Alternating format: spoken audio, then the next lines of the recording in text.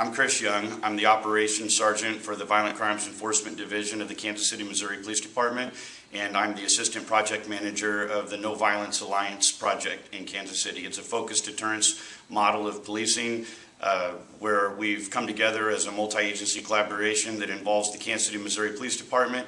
It involves the city's office, out of the mayor's office in the city of Kansas City. It involves the ATF, the FBI, the federal prosecutor, state prosecutor, local prosecutor, city prosecutor, and it involves probation and parole, the ATF, did I say that already? ATF and FBI.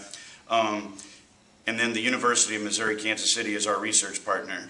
Together we've come together to share information and to share intelligence and work in a way that we've never operated before.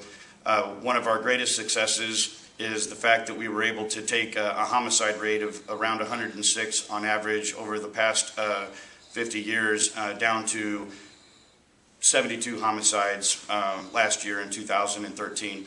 That was a 30 to 40% reduction in our homicides, and we're on a path to do that again this year.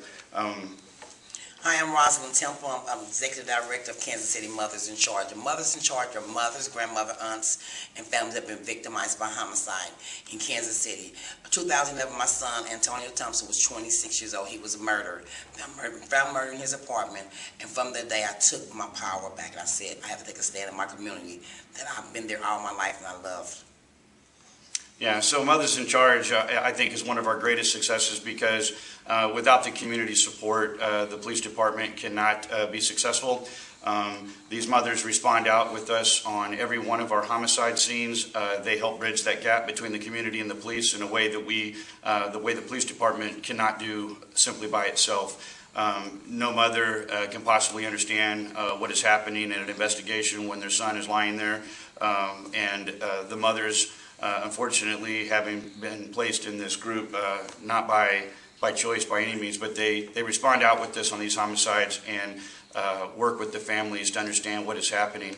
So that really helps in the communication between the community and the police department. They also respond with us out on custom notifications. They respond with us to our call-ins, where they actually sit with the young men that are identified at risk of being involved in violence in Kansas City. So they respond, they walk them in, introduce them to the project, they sit with them and interact with these young men in ways that the police department can't, so that they're receptive to our message that violence is no longer going to be tolerated in our city. And my challenging time was when my son was murdered in 2011. He was in his own apartment. He laid there from 10:30 that night till they moved him to 6 o'clock in the morning. And my success time was when I went to Chief Daryl Forte and asked him could I be able to go to the crime scenes to support our families, our community, and our police department to bridge that gap.